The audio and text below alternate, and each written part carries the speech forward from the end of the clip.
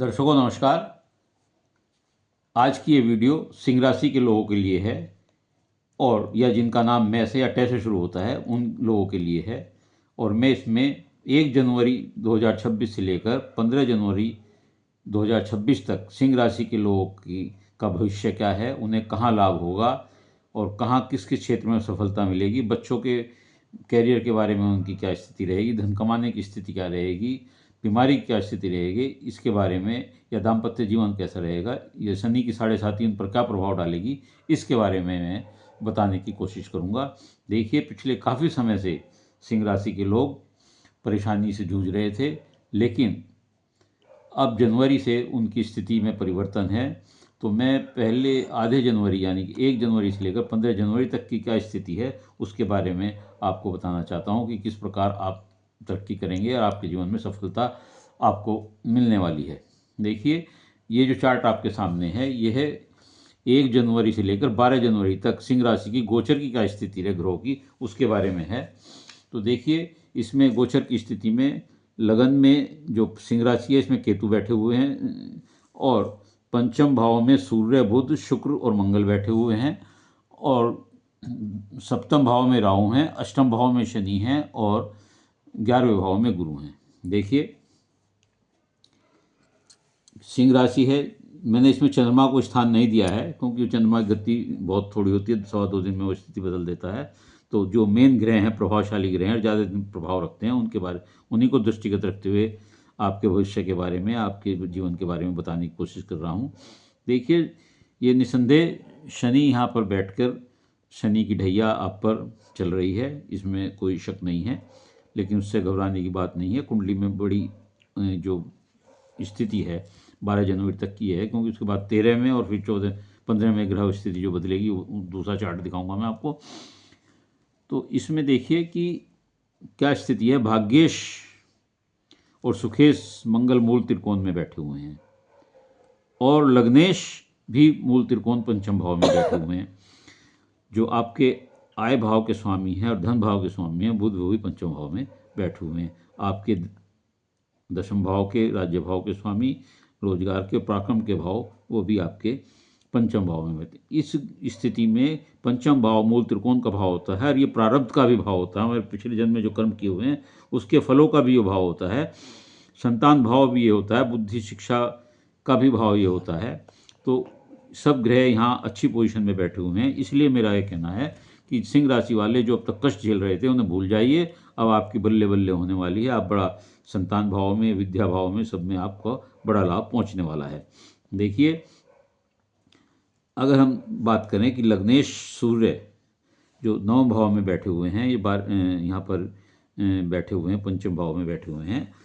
ये अपनी मित्र राशि में, गुरु की राशि में बैठे हुए हैं। ये विद्या बुद्धि संतान के लिए बहुत शुभ फल देने वाले हैं। आपकी संतान को लाभ होगा, वो तरक्की करेगी। अगर जॉब नहीं है उन्हें जॉब मिलेगा, दाखला नहीं है तो दाखला जिसमें पढ़ना चाहते होंगे उसमें सिलेक्शन होगा, सफलता मिलेगी। 7वीं दृष्टि से ये आपके आय भाव को देख रहे हैं। तो बुद्धि द्वारा आप, ऐसे लोग बुद्धि द्वारा आप बहुत अच्छा धन अर्जन करेंगे, लाभ प्राप्त करेंगे। सरकार से लाभ, जब लग्नेश पंचम भाव में होता है तो उसे राज्य सरकार से लाभ होता है। कोई टेंडर प्राप्त हो सकता है, सरकारी नौकरी मिल सकती है, कहीं नॉमिनेशन हो सकता है, कोई सरकार से कोई फेवर मिल सकता है। ऐसी स्थिति में आप यदि इस दृष्टिकोण से कोई काम हो तो आप निश्चित तौर से उस काम को करिए, बड़े लगन के साथ करिएगा, आपको सफलता मिलेगी। अगर आपका कहीं टेंडर है, सरकार से कोई कार्य लेना है या कोई इंटरव्यू है तो आप या किसी डिपार्टमेंट से आपको कोई काम कराना है तो आपको सफलता इस बीच में सूर्य की कृपा से मिलेगी। मंगल भी 5वें भाव में यहाँ बैठे हुए हैं, जो कि भाग्येश होकर के और सुखेश होकर के बैठे हुए हैं।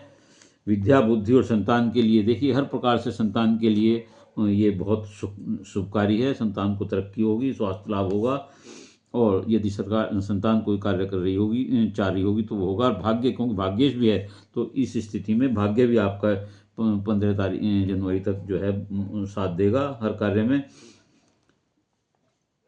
चौथी दृष्टि यहाँ से मंगल की यहाँ पर पड़ती है चौथी दृष्टि पड़ती है आपके अष्टम भाव पे, जो आपकी आयु और आयु को लाभ देती है, कोई परेशानी हो तो उसे खत्म करती है, जीवन में सुरक्षा देती है।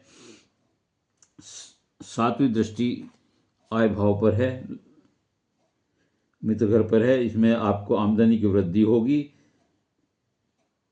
और आठवीं दृष्टि यहाँ से मंगल की 12वें भाव पर है, तो ये विदेश यात्रा भी दे सकती है, खर्चा भी दे सकती है और विदेश भ्रमण भी दे सकती है। विदेश से भी कोई आपका संपर्क हो, काम हो तो वो आपका अवश्य हो सकता है। तो यदि इस बीच आपका कोई विदेश से कोई संपर्क है, कोई लाभ की स्थिति है, वो हो सकती है और आपकी यात्राएं भी हो सकती हैं।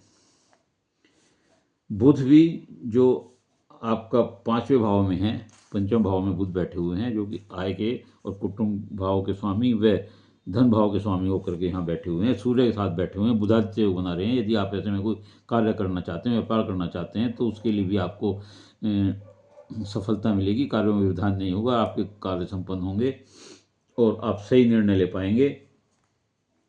विद्या प्राप्ति, संतान जिनके नहीं है उनके संतान होने के योग हो सकते हैं। धन, अपार धन प्राप्ति के योग हैं और धन, इसमें धन संचित होगा।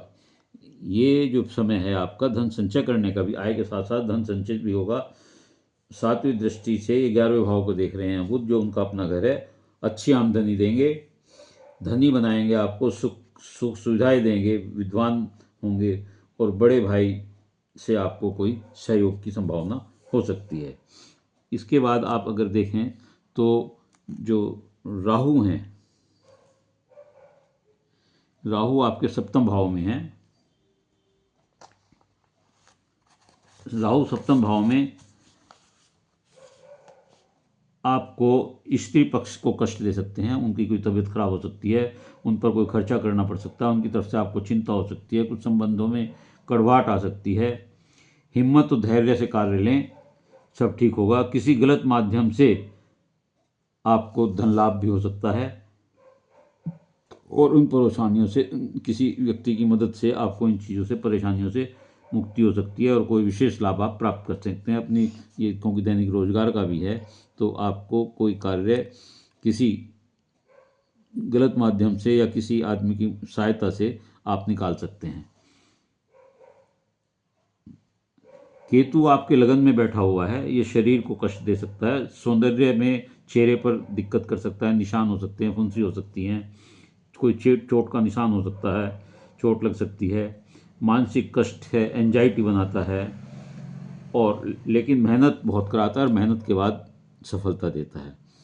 ये केतु की स्थिति रहेगी, इससे आपको निराश होने की जरूरत नहीं है, नुकसान में नहीं है, लेकिन ये मेहनत कराता है, मेहनत से आपके कार्य की सिद्धि होगी।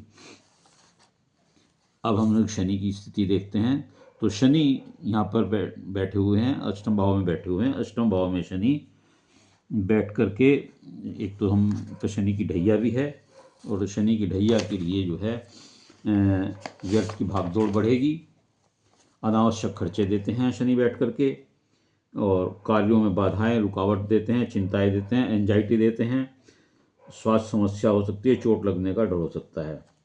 इसके अलावा शनि यहाँ बैठ करके आपको सही समय पर सही निर्णय नहीं लेने देते, जिससे दिक्कत होती है और आपको शनि यहाँ बैठ करके विदेश योग भी देते हैं, विदेश भ्रमण भी दे सकते हैं। आपको अगर कोई पीएचडी कर रहे हैं या कोई किसी काम में लगे हुए हैं, वो काम पूरा नहीं हो रहा है, तो ये शनि उस कार्य को पूरा कराते हैं, पीएचडी करा सकते हैं। दांत और हड्डियों की समस्या दे सकते हैं, जीवन साथी से कुछ मतभेद भी यहाँ दे सकते हैं, रिश्तों में कुछ दूरियां पैदा कर सकते हैं। इनके उपाय के लिए आप क्या करें? हाँ, शनि की ढैया इन सब के बावजूद भी आपको संघर्ष से लीडरशिप की क्षमता देगा, आपको पद प्रतिष्ठा दे सकता है, नॉमिनेट करा सकता है, कहीं मान सम्मान बढ़ा सकता है शनि की 7.5 यहाँ पर, और आत्मबल की शक्ति आपको बनाएगा। उपाय क्या करना पड़ेगा कि आपको अहंकार नहीं करना है, कटु शब्द नहीं बोलने हैं, क्रोध नहीं करना है, माता पिता की सेवा करें, गुरु की सेवा करें, गरीब है, अपंग है या कोई असहाय व्यक्ति है उसकी आप मदद करें। इसके अलावा शनि के मंत्र का जाप करें और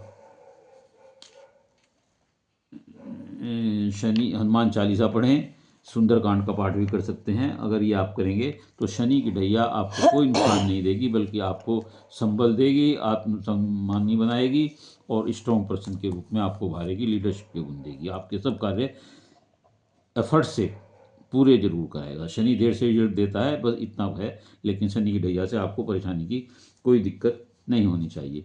अब गुरु की स्थिति देखते हैं हम इसमें। गुरु 11वें भाव में बैठे हुए हैं, ये मित्र राशि में बैठे हुए हैं। आमदनी बहुत बढ़ाएंगे हैं, आपकी आमदनी में वृद्धि देता है। 5वीं दृष्टि से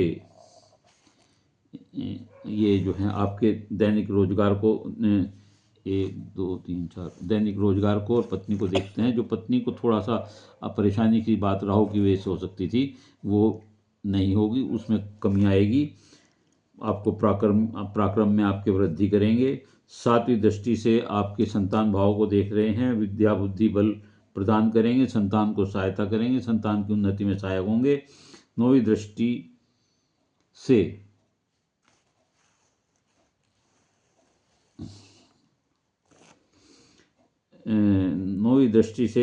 जो आपका पराक्रम का भाव है उसमें वृद्धि करेंगे। पत्नी के लिए जो है वो थोड़ा सा और दैनिक रोजगार के जो यहाँ पे 5वीं दृष्टि है उसमें थोड़ा सा राहु की वजह से थोड़ी बहुत परेशानी आ सकती है, लेकिन गुरु की स्थिति ठीक है, वो इन सब चीज़ों में कमी करेंगे और आपको लाभ होगा। तो ये स्थिति आपकी 1 जनवरी से 12 जनवरी तक की स्थिति इन ग्रहों की स्थिति से बताया है। इसके अलावा आप ये देखिए कि शुक्र और बुध लक्ष्मी नारायण योग बना रहे हैं, तो ये भी बड़ा अच्छा योग है। बुधादित्य योग भी बहुत अच्छा है, पैसे की आपको कोई कमी नहीं होगी। ये मौका है आपका कि आप जब तक ये योग बना हुआ है कोई भी कार्य करें, मेहनत से कार्य करें, तो आपको धन अवश्य मिलेगा, सफलता अवश्य मिलेगी। सूर्य मंगल थोड़ा सा आपके अंदर क्रोध की भावना दे सकते हैं, क्रोध पर शांति करेंगे तो आपको निश्चित तौर से सफलता हर जगह से मिलती चली जाएगी। आपके कारोबार में, व्यवहार में, समाज में सभी तरह से मान प्रतिष्ठा बढ़ेगी, कोई दिक्कत आपको कुछ नहीं होगी। संघर्ष से जरूर आपको सफलता अवश्य मिलेगी। इसके बाद अगर हम देखते हैं तो 13 जनवरी को जो ग्रह की स्थिति है वो इस प्रकार है। देखिए, इस चार्ट में मैंने बताने की कोशिश करी है कि शुक्र पंचम भाव से निकलकर 6ठे भाव में आ जाते हैं और बाकी ग्रहों की स्थिति उसी प्रकार है। यहाँ शुक्र जब 6ठे भाव में आ जाते हैं, ये 13 तारीख को आ जाएंगे, बाकी ग्रहों की स्थिति उसी प्रकार रहेगी। तो ये शत्रुओं पर विजय प्राप्त करेंगे, राज्य पक्ष से आपको लाभ मिलेगा, उन्नति मिलेगी। और इनकी 7वीं दृष्टि 12वें भाव पर पड़ रही है, तो खर्चा कराएंगे, बाहर की यात्रा करा सकते हैं, घूमने फिरने का मौका बहुत मिलेगा आपको, संबंधों से लाभ मिलेगा, आप गलत माध्यम से लाभ कमाने की स्थिति में भी होंगे। गुप्त बीमारी आपको परेशान कर सकती है, मूत्र रोग कर सकता है, शुगर की स्थिति अगर है तो अगर आपने परहेज नहीं किया तो उसकी परेशानी आपके सामने आ सकती है।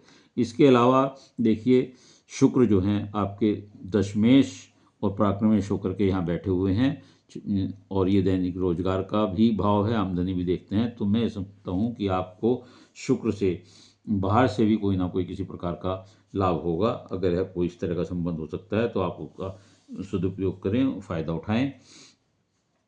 इसके अलावा अब आपको जो 15 तारीख को 14 तक, ये मैंने 13 से 14 तक की स्थिति बताई, इसके बाद 15 तारीख को फिर स्थिति बदलती है और 15 को जो मैंने चार्ट दिखाया है इसमें सूर्य भी पंचम भाव से 6ठे भाव में आ जाते हैं, शुक्र के साथ बैठ जाते हैं।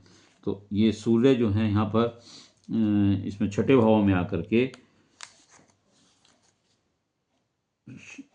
शत्रुओं पर विजय प्राप्त कराते हैं, बीमारी कष्ट से मुक्ति दिलाते हैं, 7वीं दृष्टि से 12वें भाव को देखते हैं तो खर्च कराते हैं, विदेश से लाभ दिलाते हैं और यात्राएं दिलाते हैं। तो इस प्रकार अगर आप ये देखें कि ये पहली जनवरी से लेकर के 15 जनवरी तक सिंह राशि वालों के लिए बहुत अच्छा योग है। जितनी परेशानी आपको पहले उठानी थी उठा ली, आपका शनि की ढैया भी आपको नुकसान नहीं पहुंचा रही है। जो उपाय करे हैं वो बता दी हैं, लेकिन शनि उसके बावजूद भी आपको लीडरशिप के गुण देता है, बहुत स्ट्रॉन्ग बनाता है, बशर्ते आप शनि का उपाय करें। और पुत्र प्राप्ति का, जिसके बच्चे नहीं हैं उनके पुत्र हो सकता है, संतान हो सकता है। जिसकी पढ़ाई में रुकावट हो वो पढ़ाई ठीक हो सकती है। इस बीच कहीं कंपटीशन हो रहा हो उसमें सिलेक्शन हो सकता है। कोई कारोबार करना चाहते हो उसमें हो सकता है। धन योग, लक्ष्मी नारायण योग बना हुआ है, वो भी सकता है। मंगल आपको वाहन प्रॉपर्टी संबंधी फायदे देंगे, क्योंकि भाग्य आपको साथ देगा। मंगल आपका 9वें भाव में बैठा हुआ है, जमीन जायदाद से भी फायदा देगा। इस प्रकार मैं समझता हूँ कि आपको 1 जनवरी से लेकर के 15 जनवरी तक सिंह राशि वालों की बहुत अच्छी स्थिति है। आप इसका समय का सदुपयोग करें और जो भी काम करना चाहते हैं करें, निसंदेह आपके लिए बहुत अच्छा है। इसके बाद मैं अगली कुंडली 16 जनवरी से 31 जनवरी तक की बनाऊंगा। आप उसमें वेट करिएगा। इसके अलावा यदि किसी और का कोई प्रश्न हो और वो मुझसे अपनी प्रश्न की हल जानना चाहता हो, दिक्कत की समस्या जानना चाहता हो, तो वो मेरे व्हाट्सएप वाले नंबर पर मेरे से संपर्क कर सकता है। उम्मीद है आपको ये वीडियो अच्छी लगी होगी और इसमें बताए हुए उपाय का करके आप उसका निश्चित तौर से लाभ उठाएंगे। आप मेरे साथ जुड़े रहिएगा, मेरा मनोबल बढ़ाइएगा। मैं इस प्रकार की कुंडली पहली बार बनाई है। अब तक मैं आपकी जन्मपतियाँ देख करके फिर ही सेवा करता रहा था। अब मैंने ये आपके लिए एक जनरल सिंह राशि के लिए कुंडली बनाई है। उम्मीद करता हूँ कि आप इसे पसंद करेंगे और मुझे अप्रिशिएट करेंगे और सब्सक्राइब करेंगे। धन्यवाद।